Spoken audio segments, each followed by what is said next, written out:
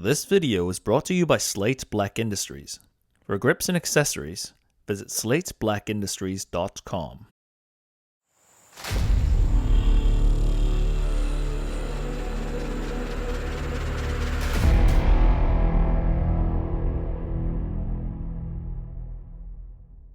Let's make sure my fingers are clear.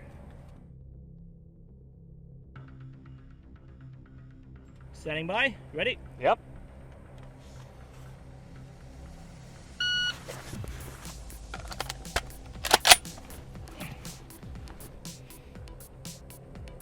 Impact.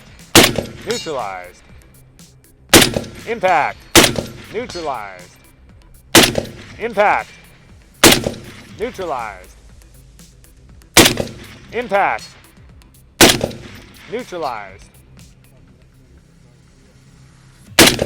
Impact. Neutralized.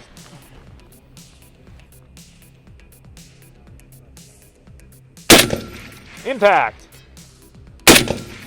Neutralized. Impact. Neutralized. Impact. Neutralized.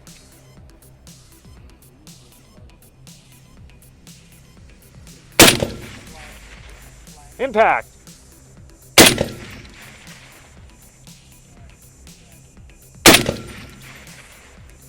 It's to the right. Nope. It's too low. Impact.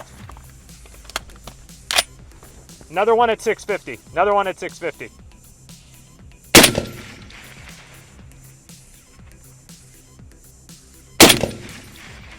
Impact. Neutralized. Impact. Oh, so that's it? That's it. That 80? first one at 650 I called a hit was a skip. Ah. I realized it after on your second shot because I saw it, the dust pop short. Okay. All right. Okay, so there's a lot to talk about. We'll take you over at the debrief, and we'll see you guys there.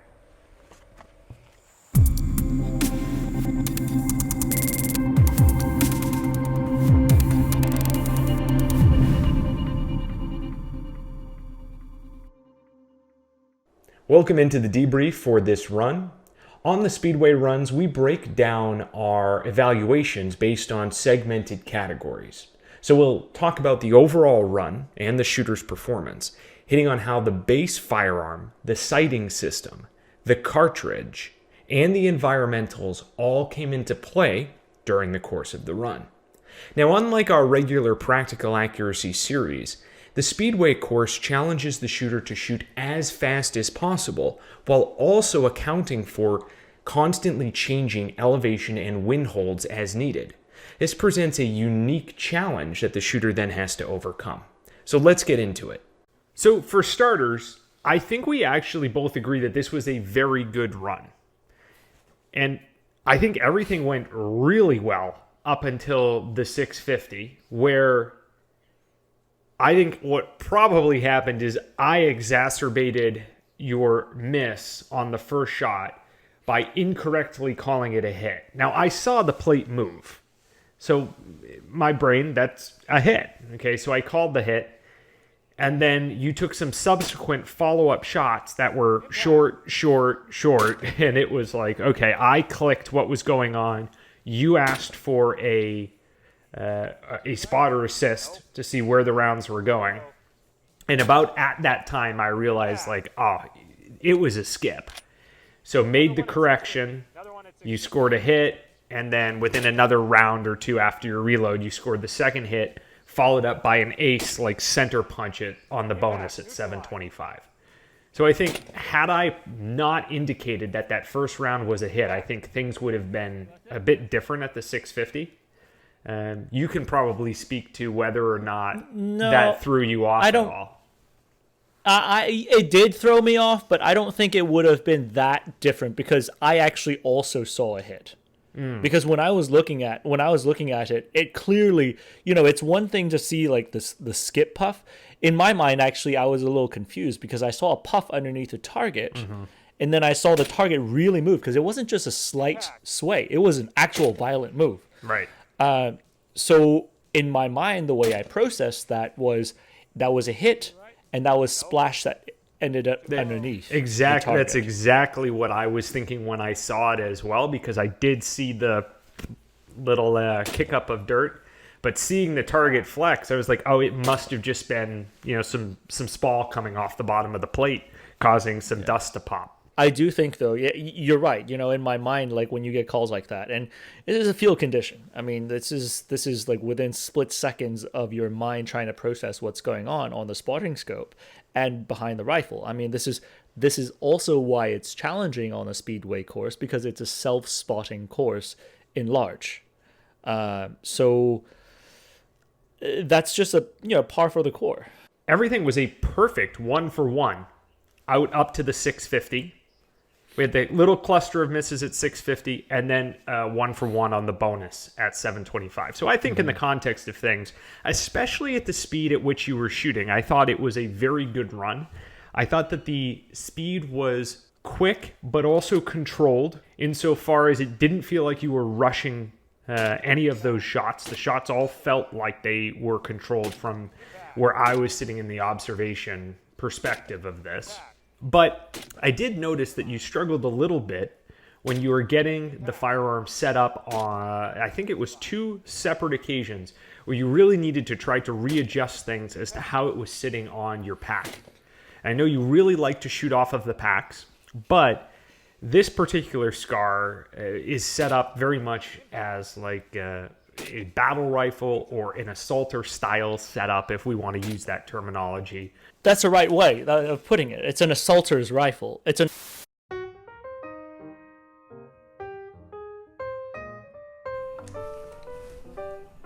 Hello there. I'm just here maintaining the 9-hole SCAR so that it's always ready when I need it. But did you know that the first few times we actually took the SCAR out to pattern it for accuracy, we actually had a very tough time getting any sort of decent results? And it wasn't until we determined that some of these screws here that hold the barrel in place had actually worked themselves loose. But how did we get to that point? Shooting hundreds of rounds of match grade .308 ammunition and working through the problem solving required to get the SCAR functioning correctly.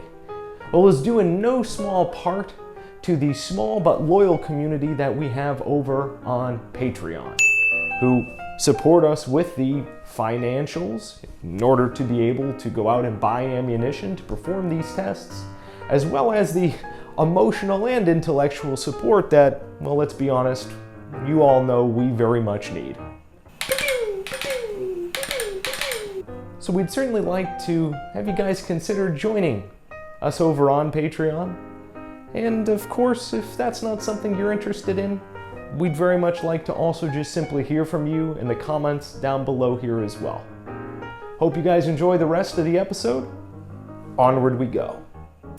This particular SCAR is set up very much as like a battle rifle or an assaulter style setup, if we want to use that terminology. That's the right way of putting it. It's an assaulter's rifle. It's an assaulter's rifle being pressed into a DMR roll in this instance.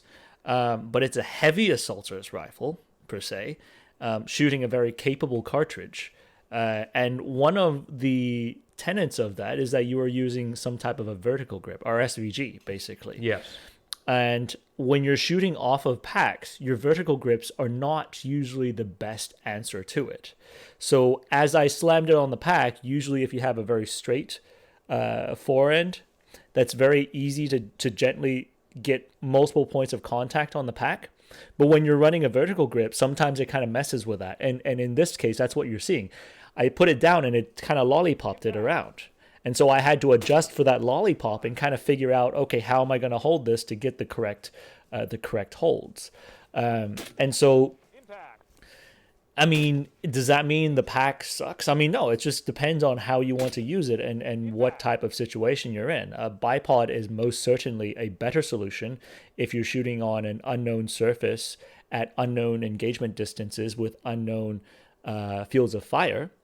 but you don't always have a bipod on your rifle. And sometimes if you're in an assaulter's role, you may not even have the bipod clipped on because that's extra weight. So, I mean, I would say the vertical foregrip to me is not always the most desirable item when you're using to shoot off of a pack, but taking into context that this is sort of set up as an assaulter's role, a vertical foregrip makes sense. So I fought through that. I kind of figured it out on even though on the clock, and it worked. Right. Generally speaking, when it comes to the SCAR, the conversation of the reciprocating charging handle, it comes up either because it's this horrible detriment or because people believe it's way overblown. So what I'd like you to do is to take us through your feelings on it, having now shot this on the speed course for you. Okay, so if we're looking back at what we're seeing here, right? You know, shooting off of a pack. A lot of times, either you use a rear bag or you put your hand right in front of the mag well. For me, anyways, I'm used to shooting the M16s, which the reciprocating charging handle is not an issue. And I would say a lot of times people out there, they're either trained on the M16s or the AK, or AR or AK systems. Neither one of those has issues with the reciprocating charging handle pushing up the side. Now, every single reciprocating charging handle out the left side, I have had an issue with. Same thing with the Galil Aces. You know it, Josh.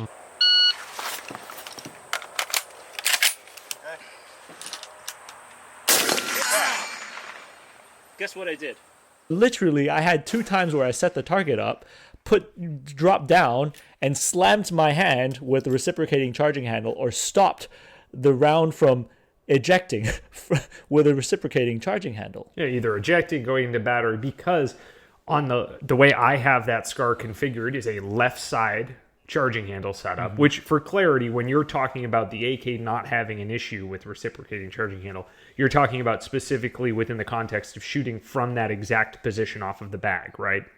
Correct. Right. Yes. So when you look at the last time I configured that, you remember right before we shot it, I pulled the stock out and I flipped it over, and that's because I knew it. I knew it was going to happen, and then I did that. This time I forgot about that, and it happened again.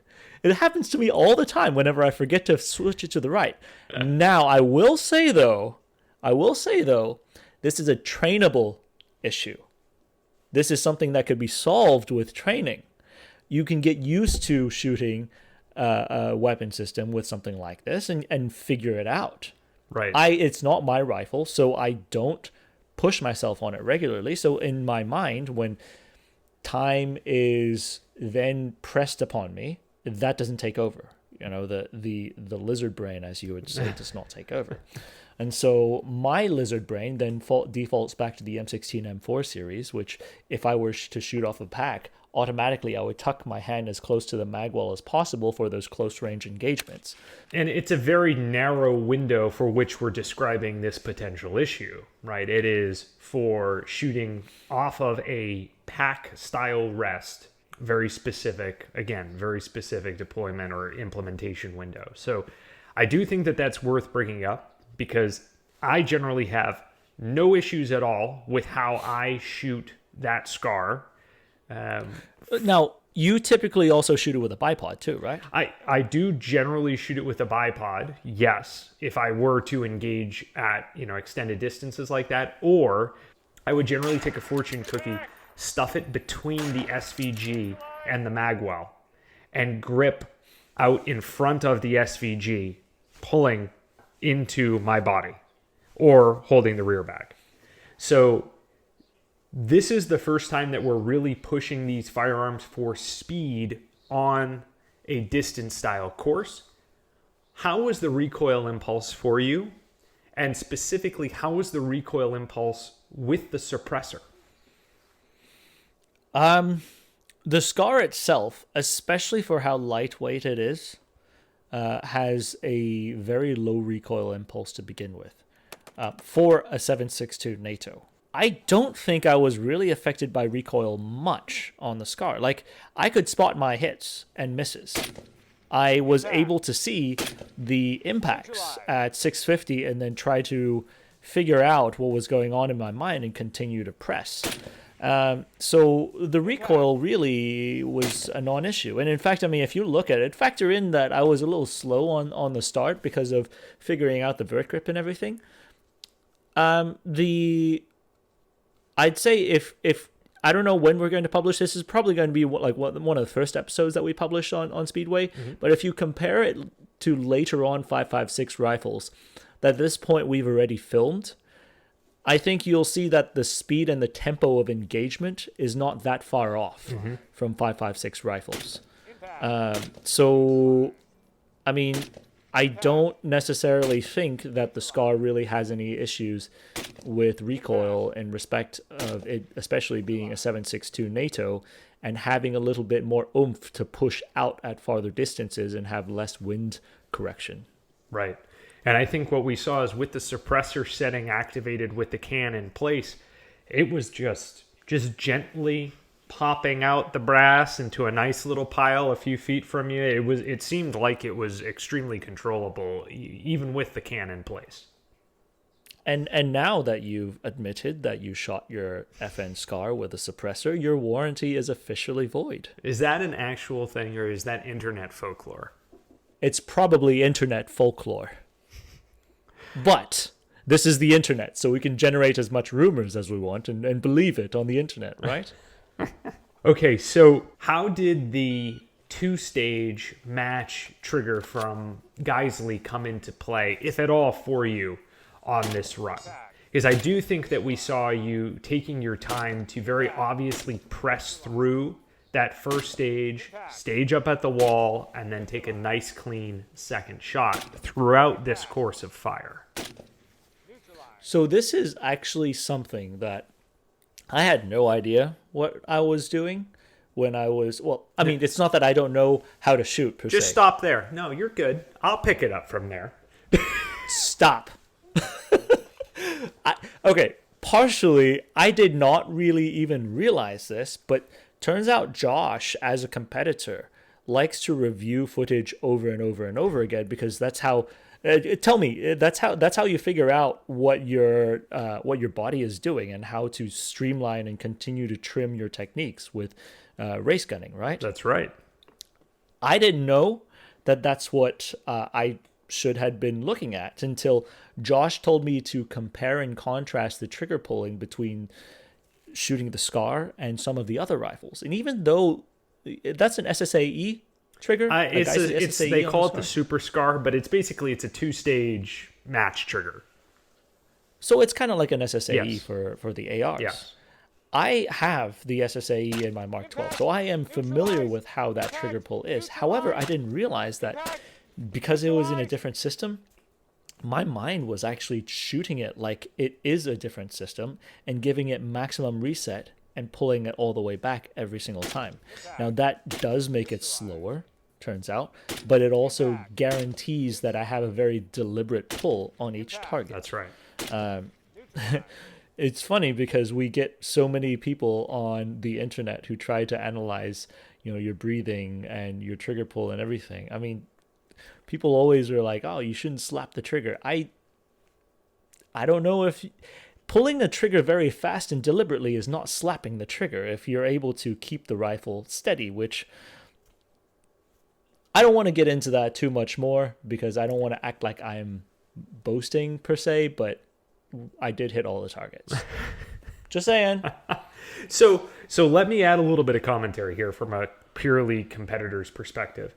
So I've noticed that I, myself, when I'm shooting rifles that I'm not intimately familiar with, that are not my firearms, even sometimes when they are, but they're just ones that I don't shoot all that frequently, I implicitly, without even thinking about it, give a much longer reset on the trigger than rifles where I am very familiar with the trigger.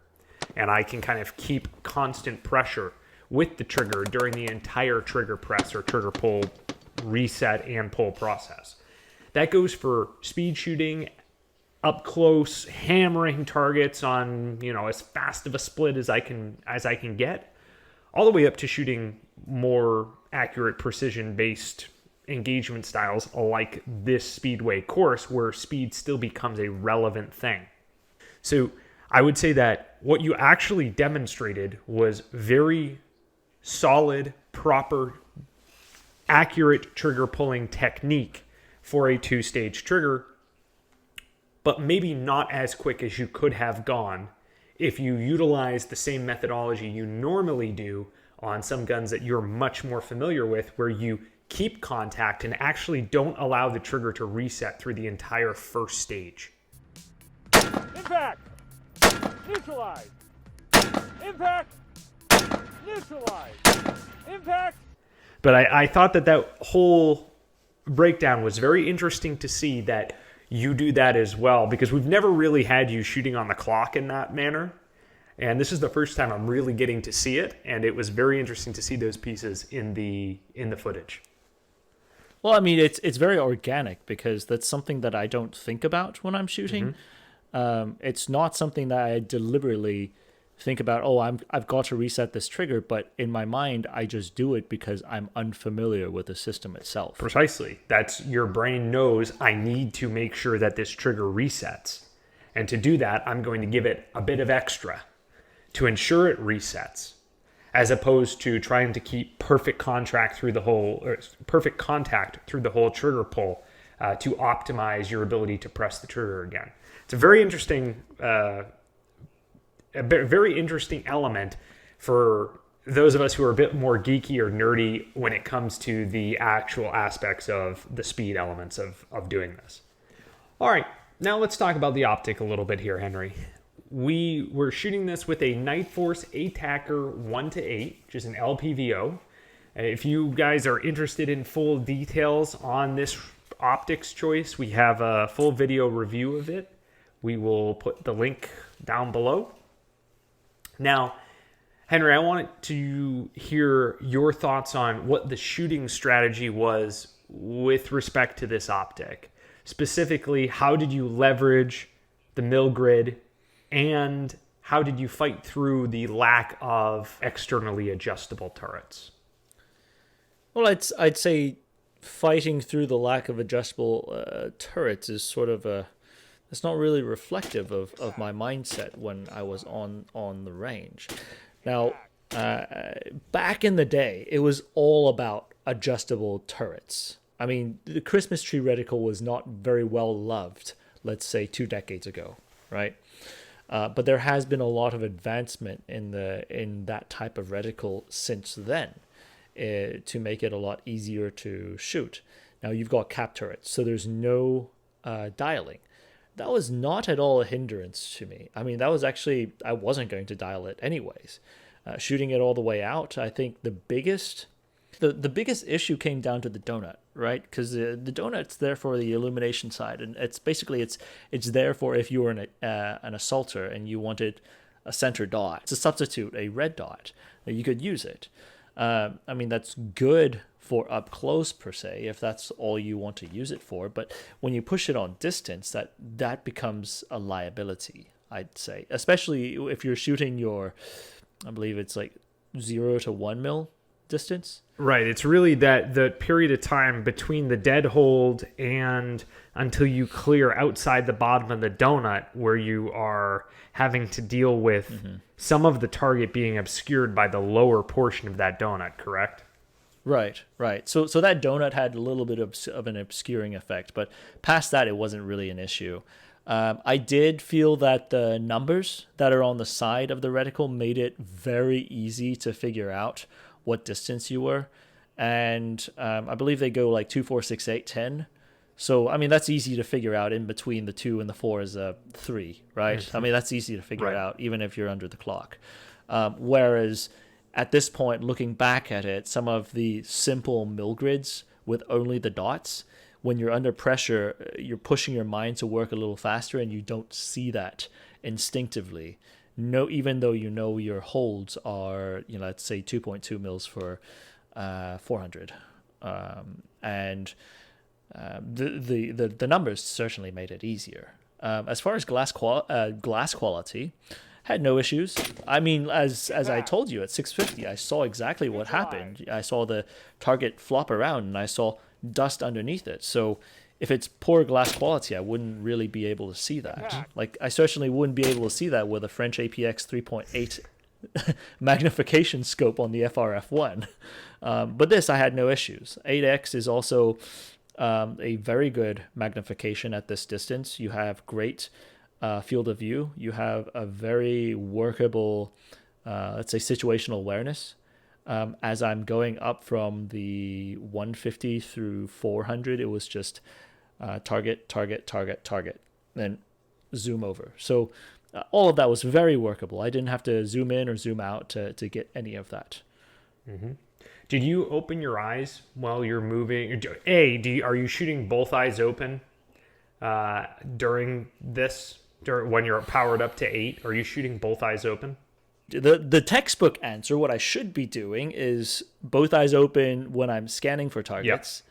And if I want to close one eye to concentrate on the target, I can. That is the correct answer. Now, whether I was doing that, I will let the audience evaluate whether I was doing the right thing or not. Okay. So, I don't know. You got it. Okay. Yeah, I mean, the speed at which you were flicking between the targets leads me to believe that as soon as you got the confirmation that the target was down or complete or done or whatever, and you were going to find the next target, the speed at which you're able to move to the next target indicated to me that you were likely opening, making sure that both eyes were opening. You're looking through the optic and then past the optic with your off eye, finding the target and then bringing that reticle up and onto the new target you were about to engage. One of the pieces then that I wanted to talk a little bit more about here were the wind hold-offs. The mill grid obviously extends out as opposed to a basic mill reticle or mill dot reticle because it has the wind holds as you're going out on the horizontal plane. But the wind was not all that significant on this particular day that you shot the rifle. So did you find yourself using those at all, or was it pretty much just using that center bar? I didn't just use a center bar. I believe there was still a little bit of wind, enough to where I had to post onto the edge of the bar in order to hit. Got it. Because I do remember seeing the windsock flutter just enough for me to want to do hold-offs. So then this leads me into a final point of conversation here within the confines of the system that we're evaluating, and that is the ammunition choice. So we went with the M118LR clone. Yeah, I've learned to duplicate M118LR, which consisted of 43.1 grains of reloaded 15 powder, pushing a 175 Sierra Match King, and that is the older version of the 118, which actually, according to some sources, has issues with temperature instability. But we were not shooting under adverse weather conditions. Well, at least that part of the day. We had dense fog to begin with, which stifled a significant amount of the day, and then led us there to where we could only do that one rifle, and that was it. Right. But I did not see any issues with the ammunition. It's a velocity and a projectile that I am eminently familiar with and know the drop very, very, very well. I will say, though, some people seem to look at the SCAR and say, hey, it's got this really slow twist barrel, and it cannot handle 175. Well. Impact, neutralized. Impact. Oh. Yeah, I mean, I think we printed these, at about 1.25 inches or 1.3 inches for a 9-shot group when we put these on paper. The Speedway course is about maximizing the areas of advantage within a given system as you see fit. So under most circumstances, that's the round we would want to be running in this particular instance. So, and I would add to that if you were to see this being used in a military context, the SCAR itself is not a general issued rifle.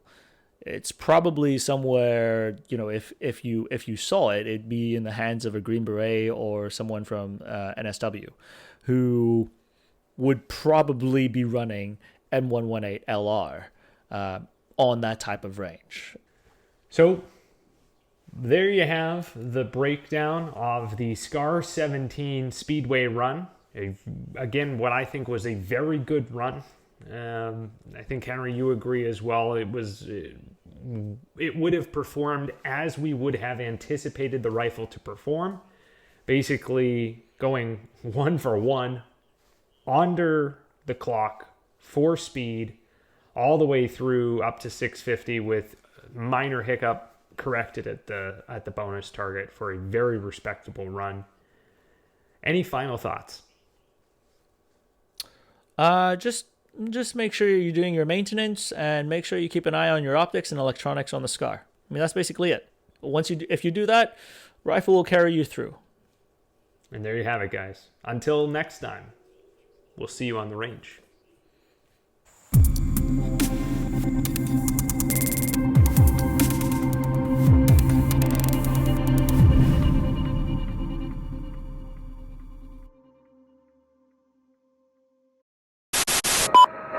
This is Steel Knight 6, 4 Vic, 8 packs, Redcon 1, green to green. How copy, over? Steel Knight 6, this is 716, roger, over.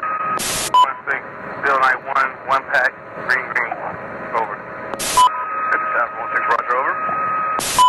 1-6, Steel Knight 2, 1 Victor, 2 packs, Redcon 1, over.